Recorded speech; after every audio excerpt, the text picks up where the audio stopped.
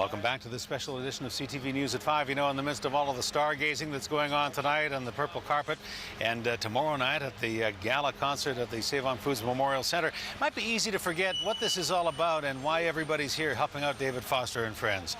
The David Foster Foundation's work is being done right now in hospitals right across the country where children and their families are awaiting life-saving organ transplants. CTV's Andrew Johnson traveled with David Foster's team to hospitals across the country and to go to those bedsides to see her for himself the difference that the foundation is making. And he joins us now live with more. Andrew. Hudson, is pretty incredible to see up close what's being done, and we can see why David Foster started this foundation 25 years ago. All it takes is one trip to a hospital and to see children waiting for transplants and their families and what they're going through, and you can see why he wants to keep doing this for many years from now. David Foster admits he was selfish in his 20s when he was getting his producing career up and running, trying to make it to the top. Years later, now the hitman, he found his opportunity to give back. Or she found him. David's mother, Eleanor, asked him to visit a family friend from Victoria, a little girl who was in the hospital in Los Angeles. I walked into the intensive care ward. If any of you have ever been into an intensive care ward of children, it is when they say your knees go out from under you.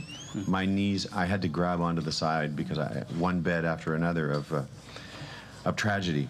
And the last bed was Rachel. Rachel Sharma's one wish was to see her sister from Victoria, but the family couldn't afford the ticket. Foster flew her in. When her sister walked into the room and their eyes connected, which I have in mental video, it's ineffable. I cannot put it into words what that did for me. 25 years and millions of dollars later, there are families all over the country who struggle to put into words what the David Foster Foundation has done for them. We saw that somebody else cares about this. They are part of the family right now, because without their support, it will be, I don't know, I wouldn't be able to express the self how it would be without their support. Turtle's your favorite? Yeah. The foundation acts as a last resort for the families of children who need an organ transplant. The wait from that first diagnosis to the day an organ is hopefully found can stretch for months or even years. Families have to put everything else on hold to be with their son or daughter, often hundreds of kilometers from home. They often can't work and as a result can't pay the bills. That's where David Foster comes in. And tell them, you know what, don't worry about your mortgage, don't worry about your car payment, just focus on your family and your child that needs your attention, and we allow them to do that. Thank you, David Foster, so much. Living in Toronto, moving away from New Brunswick was really hard, but you made it so much easier. Thank you so much. Are you an organ donor? For the past quarter century, the foundation has also been working to get more people to say yes.